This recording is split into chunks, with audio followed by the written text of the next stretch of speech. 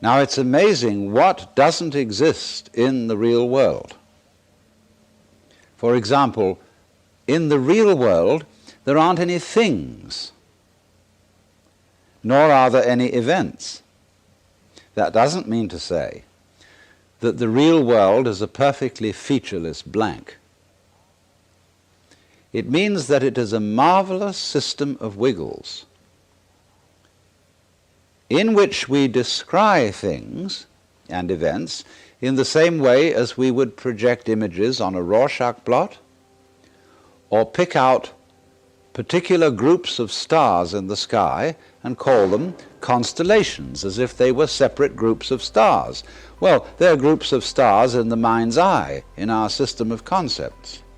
They are not out there as constellations already grouped in the sky. So in the same way, the difference between myself and all the rest of the universe is nothing more than an idea. It is not a real difference. And meditation is the way in which we come to feel our basic inseparability from the whole universe. And what that requires is that we shut up. That is to say, that we become interiorly silent and cease from the interminable chatter that goes on inside our skulls. Because you see, most of us think compulsively all the time. That is to say, we talk to ourselves.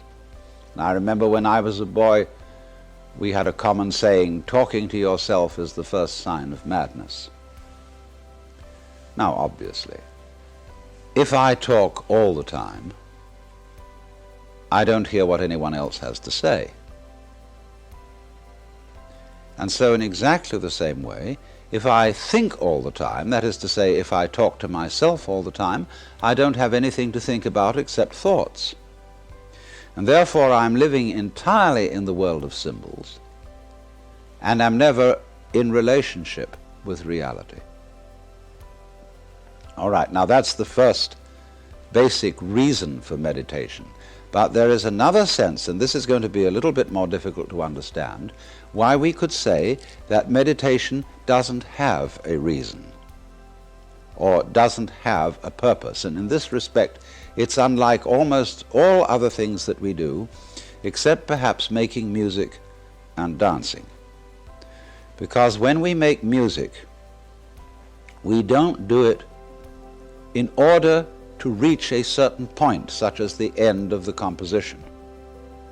If that were the purpose of music, to get to the end of the piece, then obviously the fastest players would be the best.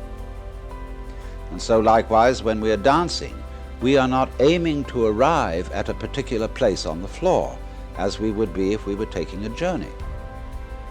When we dance, the journey itself is the point. When we play music, the playing itself is the point. And exactly the same thing is true in meditation. Meditation is the discovery that the point of life is always arrived at in the immediate moment.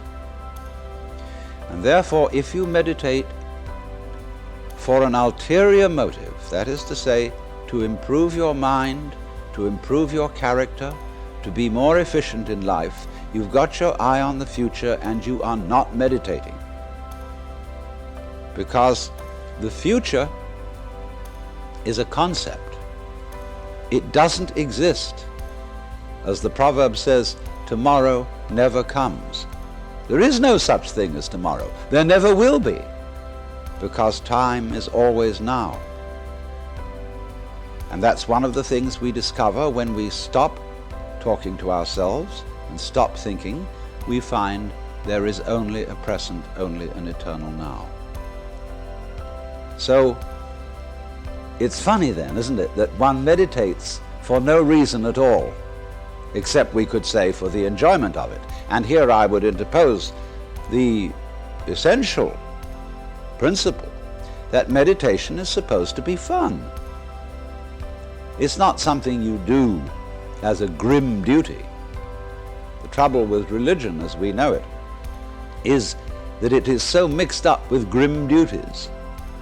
We do it because it's good for you. It's a kind of self-punishment. Well, meditation, when correctly done, has nothing to do with all that. It's a kind of digging the present. It's a kind of grooving with the eternal now. And brings us into a state of peace where we can understand that the point of life, the place where it's at, is simply here and now. The easiest way to get into the meditative state is to begin by listening. If you simply close your eyes and allow yourself to hear all the sounds that are going on around you, just listen to the general hum and buzz of the world as if you were listening to music. Don't try to identify the sounds you're hearing. Don't put names on them. Simply allow them to play with your eardrums. And let them go. In other words, you could put it, let your ears hear whatever they want to hear. Don't judge the sounds. There are no, as it were, proper sounds or improper sounds, and it doesn't matter if somebody coughs or sneezes or drops something. It's all just sound. And if I am talking to you right now and you're doing this, I want you to listen to the sound of my voice just as if it were noise. Don't try to make any sense out of what I'm saying, because your brain will take care of that automatically. You don't have to try to understand anything. Just listen to the sound. As you pursue that experiment, you will very naturally find that you can't help naming sounds, identifying them, that you will go on thinking, that is to say, talking to yourself inside your head automatically. But it's important that you don't try to repress those thoughts by forcing them out of your mind, because that will have precisely the same effect as if you were trying to smooth rough water with a flat iron. You're just going to disturb it all the more. What you do is this. As you hear sounds coming up in your head, thoughts, you simply listen to them as part of the general noise going on, just as you would be listening to the sound of my voice, or just as you would be listening to cars going by or to birds chattering outside the window. So look at your own thoughts as just noises. And soon you will find that the so-called outside world and the so-called inside world come together.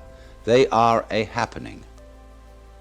Your thoughts are a happening, just like the sounds going on outside.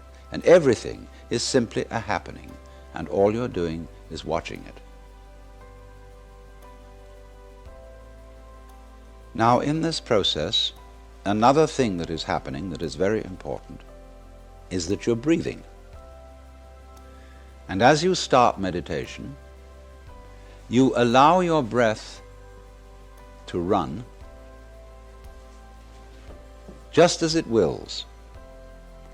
In other words, don't do at first any breathing exercise, but just watch your breath breathing the way it wants to breathe. And notice a curious thing about this. You say in the ordinary way, I breathe, because you feel that breathing is something that you are doing voluntarily just in the same way as you might be walking or talking. But you will also notice that when you are not thinking about breathing, your breathing goes on just the same. So the curious thing about breath is that it can be looked at both as a voluntary and an involuntary action.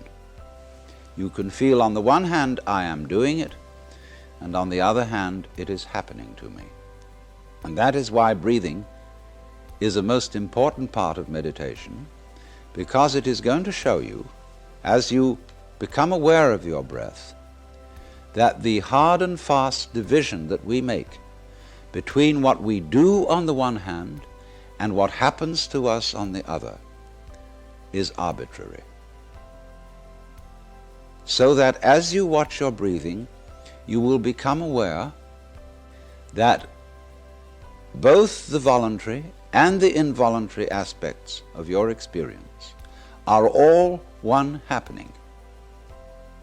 Now that may at first seem a little scary, because you may think, well, am I just the puppet of a happening, the mere passive witness of something that's going on completely beyond my control? Or on the other hand, am I really doing everything that's going along? Well, if I were, I should be God. And that would be very embarrassing, because I would be in charge of everything. That would be a terribly responsible position. The truth of the matter, as you will see it, is that both things are true.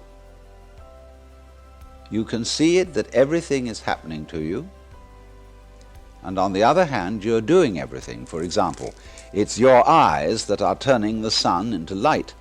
It's the nerve ends in your skin that are turning electric vibrations in the air into heat and temperature. It's your eardrums that are turning vibrations in the air into sound, and in that way you are creating the world. But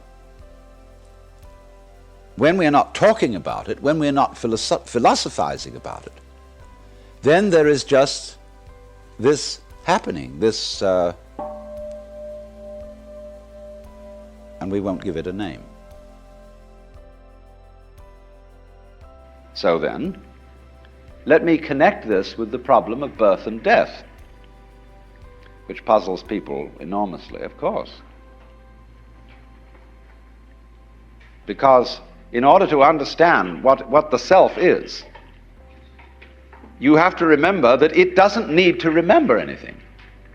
Just like you don't need to know how you work your thyroid gland. So then, when you die, you're not going to have to put up with everlasting non-existence, because that's not an experience. A lot of people are afraid that when they die, they're going to be locked up in a dark room forever. And sort of undergo that. But one of the most interesting things in the world, this is a yoga, this is a way of realization. Try and imagine what it will be like to go to sleep and never wake up. Think about that. Children think about it. It's one of the great wonders of life. What will it be like to go to sleep and never wake up? And if you think long enough about that, something will happen to you. You will find out, among other things, that it'll pose the next question to you. What was it like to wake up after having never gone to sleep? That was when you were born. You see, you can't have an experience of nothing. Nature abhors a vacuum. So after you're dead, the only thing that can happen is the same experience, or the same sort of experience, as when you were born. In other words, we all know very well that after people die, other people are born. And they're all you. Only you can only experience it one at a time. Everybody is I. You all know you are you. And wheresoever beings exist throughout all galaxies, it doesn't make any difference. You are all of them. And when they come into being, that's you coming into being. You know that very well. Only you don't have to remember the past. In the same way, you don't have to think about how you work your thyroid gland or whatever else it is in your organism. You don't have to know how to shine the sun. You just do it. Like you breathe. Doesn't it really astonish you that you are this fantastically complex thing? And that you're doing all of this and you never had any education in how to do it? You never learned, but you're this miracle? Well, the point is that from a strictly physical, scientific standpoint, this organism is a continuous energy with everything else that's going on. And if I am my foot, I am the sun. Only we've got this little partial view. We've got the idea that no, I'm just something in this body. The ego. That's a joke. The ego is nothing other than the focus of conscious attention. It's like a radar on a ship. The radar on a ship is a troubleshooter. Is there anything in the way? And conscious attention is a designed function of the brain to scan the environment, like a radar does, and note for any trouble-making changes. But if you identify yourself with your troubleshooter, then naturally you define yourself as being in a perpetual state of anxiety. And the moment we cease to identify with the ego and become aware that we are the whole organism, you realize as the first thing how harmonious it all is. Because your organism is a miracle of harmony. All this thing functioning together. Even those corpuscles and creatures that are fighting each other in the bloodstream and eating each other up. If they weren't doing that, you wouldn't be healthy. So what is discord at one level of your being is harmony at a higher level.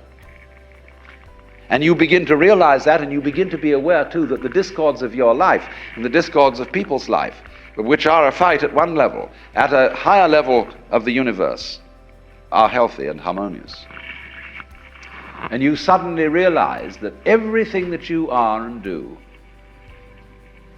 is at that level as magnificent and as free of any blemish as the patterns in waves,